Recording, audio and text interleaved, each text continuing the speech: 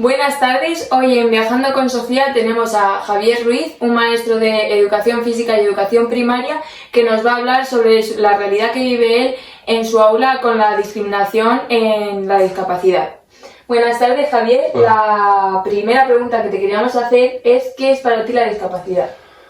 Pues la discapacidad es un término muy complejo de definir, pero podría definirse como cualquier afección física, psíquica, cognitiva que suponga una limitación de acceso y participación en diferentes actividades de carácter educativo, pero también sociales, que también supone una limitación en el aprendizaje, así como a la hora de resolver diferentes situaciones o problemas relacionados con la vida cotidiana o el día a día del alumnado.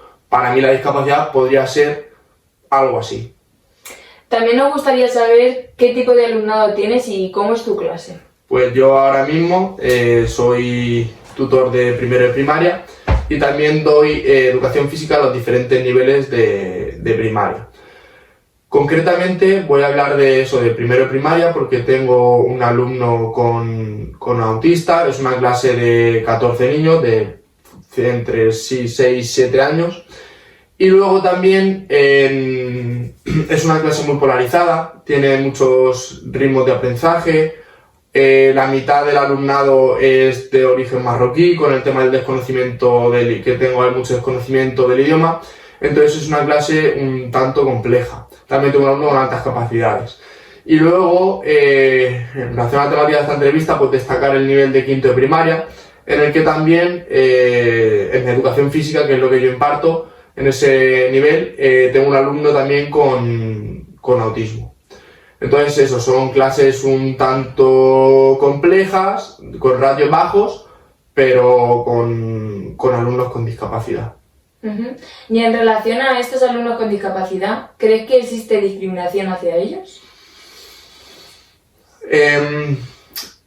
Habría que separar.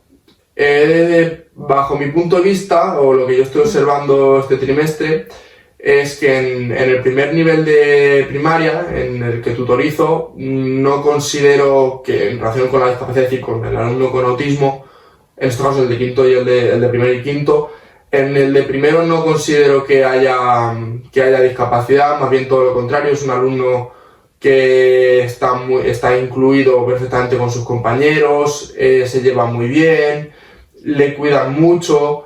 Sin embargo, en quinto de primaria, que ya el alumnado es más mayor, ha madurado un poquito, en ciertas situaciones de juego, en educación física, sí considero que haya cierta discriminación.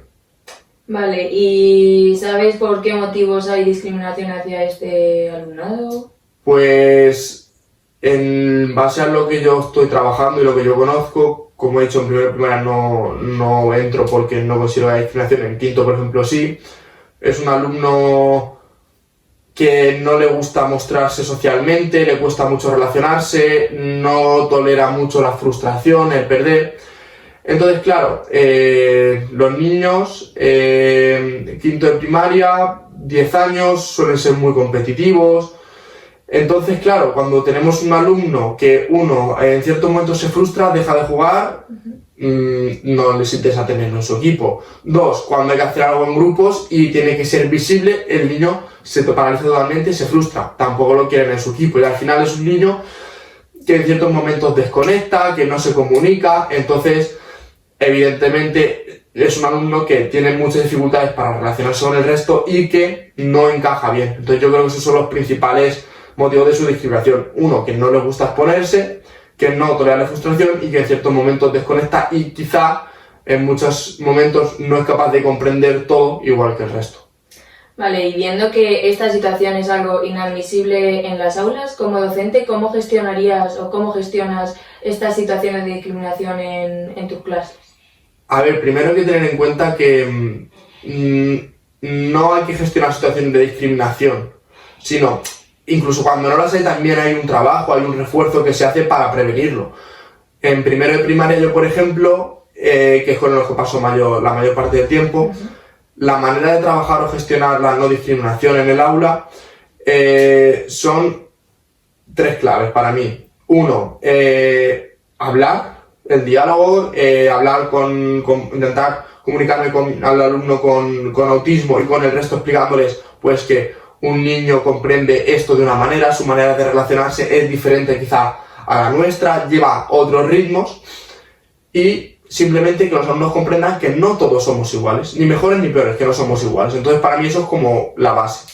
Luego es muy importante para mí el trabajo de roles, de la responsabilidad en el aula, proporcionándole a todos los alumnos, inclusive mi alumno con autismo, ciertas responsabilidades, como por ejemplo el responsable de la fila, el responsable de la limpieza del aula, de las papeleras, de la fecha, de pasar listas. Son ciertas actividades o tareas que el alumno con autismo, como el resto, puede resolver totalmente y puede hacer perfectamente. Pues ya le estamos dando un papel de importancia en el día a día de nuestro alumnado y haremos que se sienta prácticamente como uno más y que el resto lo vea como un compañero más y no como algo diferente. Y por último, el trabajo cooperativo. Trabajar en diferentes tareas adaptadas a los diferentes niveles, pues con diferentes rutinas que impliquen que mi alumno con autismo, como el resto, tengan un papel fundamental o necesario para resolver un problema, para llegar al final de una tarea o de una actividad. Entonces les damos como que generamos una necesidad de que trabajen, de que todos sean partícipes y que todos se sientan importantes.